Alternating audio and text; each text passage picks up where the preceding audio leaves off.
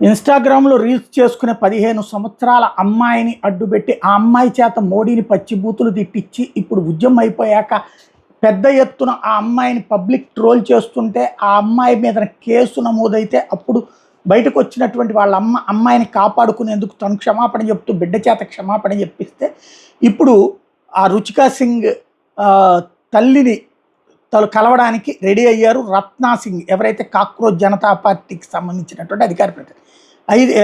అయితే రుచిక మదర్ తీవ్రంగా స్పందించింది. నేను నిన్ను కలవడానికి ఇష్టం లేదు అని చెప్పుకొచ్చింది. ఎందుకు అంటే, మీరందరూ అసలు బాధ్యులు, మమ్మాయిని మీరెవరు పిలవడానికి, మమ్మాయిని పిలిపించి అట్లా బూతులు తిట్టించడం ఏంటి, అమ్మాయి జీవితాన్ని నాశనం చేశారు మీరంతా అంటూ తీవ్ర ఆగ్రహం వ్యక్తం చేసిందని ఇప్పుడు ఆ రత్నా సింగే చెప్పుకుంటోంది.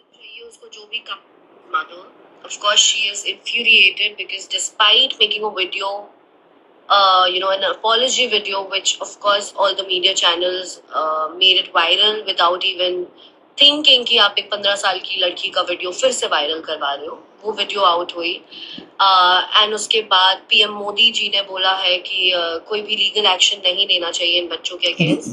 She was worried कि ఇక్కడ సిగ్గులేని వ్యవహారం ఏంటంటే, 15 ఏళ్ల అమ్మాయిని ట్రోల్ చేస్తున్నారు అని చెప్తోంది, కానీ ఆ 15 ఏళ్ల అమ్మాయి చేత బూతులు తాము తిట్టించామన్నది మాత్రం చెప్పుకోవట్లేదు.